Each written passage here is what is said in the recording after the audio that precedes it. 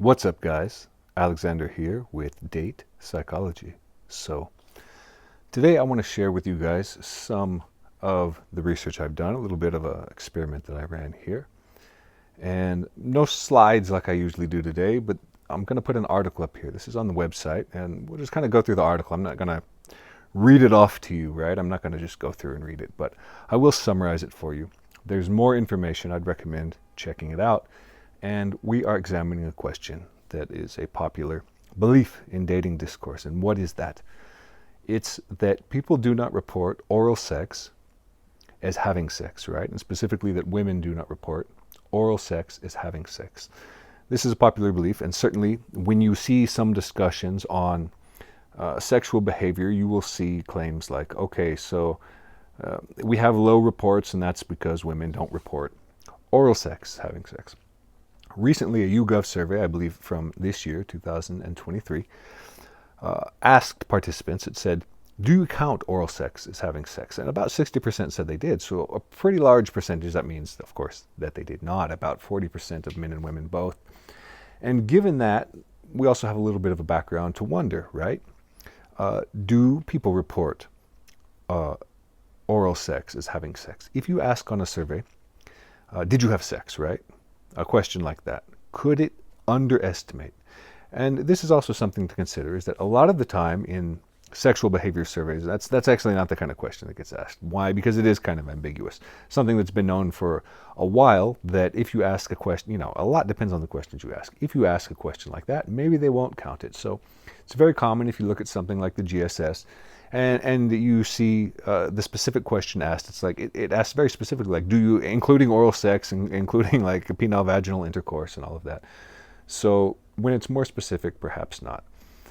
Anyway, this is also related to what's called social desirability bias. We've just mentioned that there could be an effect that people don't understand the question, or that they don't count oral sex as having sex. And then there's also social desirability bias, right? And what is that? Basically that people lie, and it's not a malicious lie, right? It's the idea that people lie to protect their reputation from the researcher, that they lie to protect their own self-image, to be more socially desirable. Now, I've made videos on this in the past and all of that. There's not a lot of good research that actually indicates this is a very strong effect in sexual self-reports. I have articles about that up and all of that.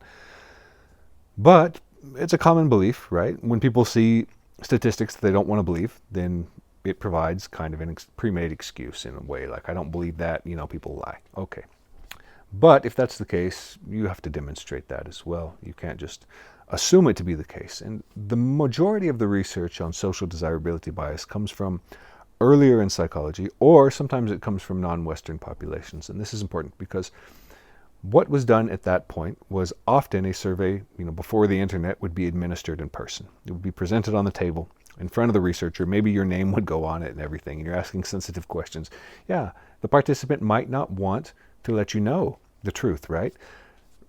Over time, in methodology, I think people have figured out ways around that. And one thing we know, for example, is that anonymous surveys reduce social desirability bias. Online surveys do.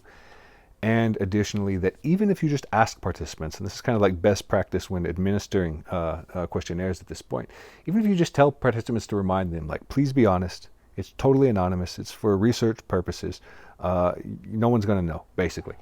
But even that works. And how do we know that something like this works? Well, there have been past studies, and I mentioned this in past videos, that have used what's called the bogus pipeline, which is basically a polygraph test. So a lot of people will know that polygraph tests, a lie detector, can't actually detect lies. But a lot of people don't know that. And you can hook them up, you can ask them, like, do you believe it's going to work? And people that don't know that it doesn't work are going to say yes. And then you can look at kind of the effect. Do they change their answers as soon as the polygraph gets turned off? And typically they do, but only in comparison with a threat condition. And what does that mean? It means that the survey has been administered in person, with someone sitting across the table looking at you. Given that, it doesn't seem to be that there's much of a difference between the bogus pipeline and between anonymous surveys. And there's been a couple of studies done by researchers named Alexander and Fisher using this methodology, and they filtered into the media, and of course the media usually gets things like this wrong. And why is that? Because they don't look at effect sizes. So they'll just say, bogus pipeline, people are lying on the survey, basically. What do we really see? Not much of a difference between the fake polygraph and the anonymous condition, and a very small effect even between the threat exposure condition and the bogus pipeline condition, right? So in practical terms, that's about one partner on average. So it's not that people go in and they say, I've had sex with 2 people, and then they hook them up to the machine and they say, I'm going to get caught lying. I've actually had sex with 15 people. Doesn't seem to be the case. Maybe they revise and answer a little bit like, oh yeah, I guess I'll count that other time too. But it's a small effect in that sense. So a recent paper has also kind of tried to test this, what I've called in the article kind of the Clerks effect, right? Because the movie Clerks made a meme out of this. They had a guy and his girlfriend, I haven't seen this in ages, but I'm trying to remember, a guy and his girlfriend that were discussing how many people have you had sex with? And she said 3. He said, oh, that's not bad. And he says, what about oral sex? And she said 37. He said, what? You've had oral sex with, I'm number 37. And so, yeah, it's a whole thing throughout the movie. And so, yeah, there's this idea that that's very, very common, that people are having a lot of oral sex, but they're not having sexual intercourse. I don't know, even from an intuitive point of view, if that's that believable to many people that are very sexually active. But nonetheless, a couple of researchers have kind of tried to test this question recently, and I believe 2022, I discussed the results in the article. Researchers named Den Haag and King, and what did they do? They got a sample of men and women, and they administered kind of a composite questionnaire. One part of this was the Marlowe-Crowe Social Desirability Scale. This is a 37-item questionnaire, and the intent is to measure social desirability. How could you do something like that? How do you know? Well, you can ask questions that most people probably would respond affirmatively or negatively to, but that are kind of sensitive questions, right?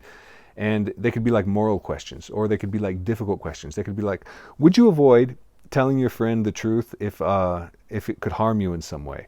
And a lot of people probably would. They'd be like, I don't want that drama. And then on the other hand, some people would be like, no, because that's the right thing to do. And some people would say, no, I wouldn't do that. I'm totally going to do the right thing, even if in practice they really wouldn't. And you get a long series of questions like this, and you can kind of see social desirability emerge. And what did they do? They asked 4 questions, and they put them at intervals equal within this 37-item questionnaire. And the first one was, have you had sex?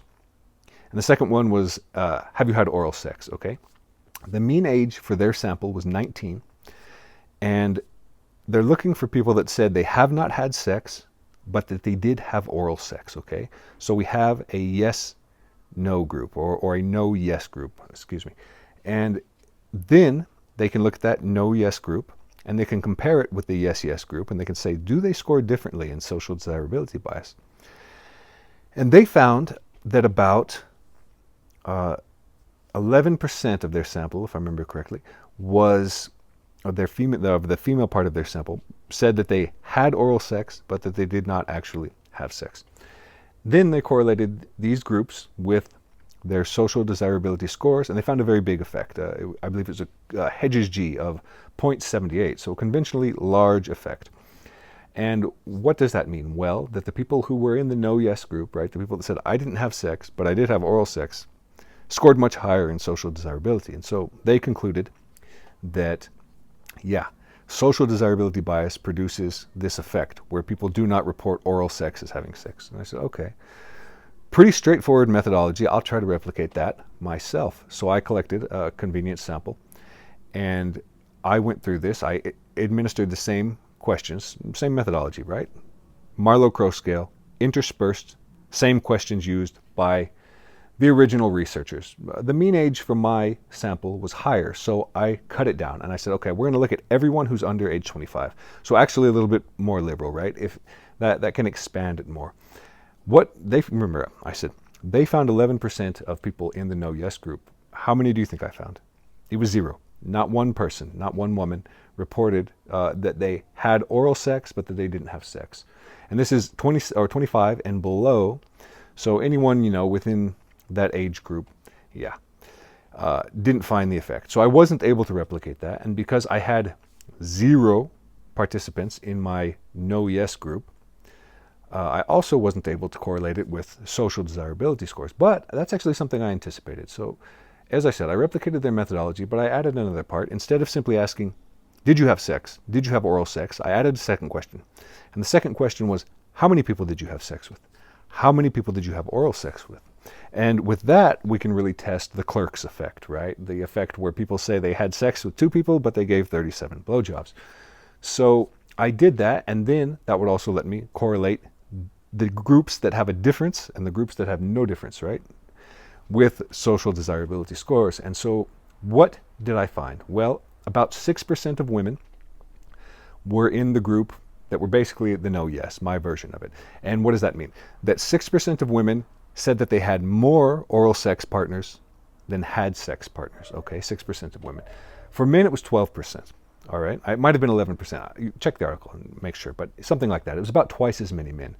So, not consistent with the popular perception. And what is the popular perception, right? That women lie, basically, right? That women are the ones kind of lying about this. And why might men report that more? It might be that this has nothing to do with reputation management at all, right? It might simply be that people don't count oral sex as sex, but that there is a sex difference, except that it shifts toward men. So it's not that they're trying to downplay the amount of sex that they had. It might even be due to not viewing simple oral sex as a full kind of sexual experience or a sexual conquest, right? You're getting to third base or third and a half, or I don't know how the young kids categorize that, but it could be something like that. So it's not necessarily like, oh, you wouldn't expect that of men. That's not consistent with kind of the what's called sexual double standards that we expect for men, right? We expect men to swagger, right? There's a term. Men swagger in sexual reports, women secret in sexual reports, right? But that's not what we see here, right? So whatever the case may be, it was a pretty small percentage of men and women both that had a discrepancy. And since this was a discrepancy, I could also tell you the difference, right? And I found no sex difference in the difference. Women who reported more oral sex on average reported 2.1 partners more on average.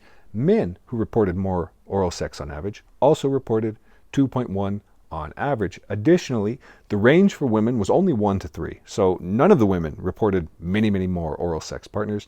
The range for men was 1 to 8. So a little bit more. So that might explain the effect as well, that men actually may be less likely to count having oral sex as having sex. Maybe not a full sexual experience to them or whatever.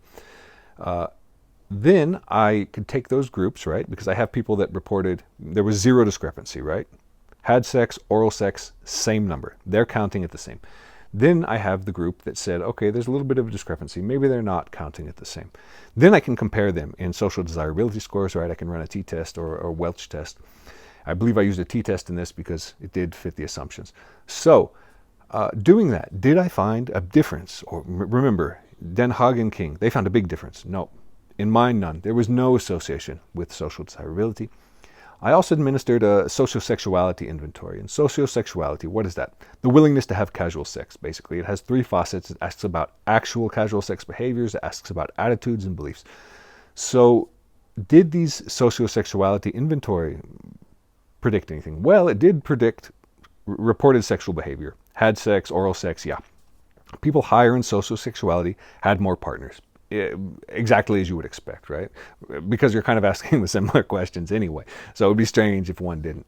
But we can also look and correlate that with the Marlowe-Crowe scale. And why would that work? Well, the sociosexuality inventory asks sensitive questions, right?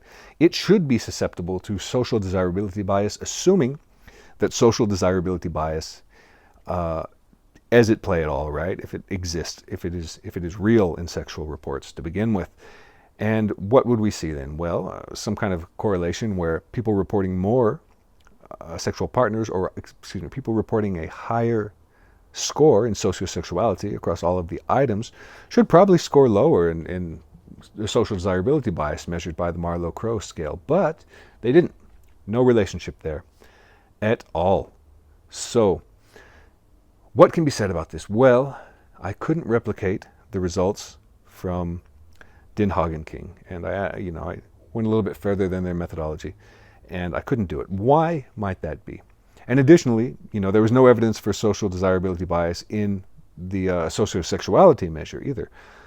So that's good news if you run surveys and you are asking questions about sex. I've said in the past videos, I have an article on this, there's a pretty large amount of evidence at this point that people probably aren't experiencing a lot of social desirability bias in sexual questions. There are questions and surveys that do seem very susceptible to social desirability bias. Examples of those are when you ask about sexual crimes, or just other types of crimes, for example. Things where people think like, yeah, I can actually get in trouble. But we live in 2023. A lot of people don't have any taboos about this. A lot of the time you're getting samples from people online or college students. One sample is not better than the other in that case. They're both convenient samples with their limitations. But you're getting populations of people that probably have fairly open attitudes, and they probably also understand well that the results are not going to come back to bite them, right? That, you run a survey, you don't even know who the participants are by the end of the survey. Well, you don't even know at the beginning of the survey. It's all anonymous from the outset. There's no reason to lie on any of these things. I think maybe many people know that. What was believed in the past was kind of that, well, people, aren't even lying deliberately, right? It's almost a subconscious thing, but it doesn't seem to be the case. And why did the results not replicate in that case? Why couldn't the Den Haag and King results be replicated in my data? Well, I did use a different sample, which could explain it. Their sample was from a college in North Carolina. Maybe they have more sexual taboos. They're more conservative there. The people I recruited were online. I don't know where they're from. But another explanation is simply that, a lot of things don't replicate. You don't know what's going to make it into a journal to begin with. Related, of course, to what's called the replication crisis in psychology. That a lot does not replicate. About half of findings in psychology did not replicate. So, being unable to replicate this, not particularly surprising. And what does this tell us about this belief, right? That people are lying a great deal on these reports or about oral sex and that sort of thing. Even in the Den Haag and King results, it doesn't seem to be the case that there were a lot of people doing that, right? It was about 11%. In mine, none of them did that, according to the original Den Haag and King. In the expanded methodology that I used, the difference was only about 2 people. And here's another thing I didn't report in the article, but I'll mention it as well. I said the difference was only about 2 people. And you might ask, well, 2 people is a lot if someone says that they've had sex with one person. Right? And I excluded everyone that didn't have sex. So there was no one, like I said, there was no one to begin with, I guess, in the research that said, I didn't have sex, but I did have oral sex. It didn't even exist in my sample. So there was, pretty much no one that was like, I had sex with one person, but oral sex with 2 people. A lot of these discrepancies were from individuals that already had kind of a higher partner count to begin with. So given that, it's probably not the case that this belief, I guess this myth in our popular culture is something that is occurring very much.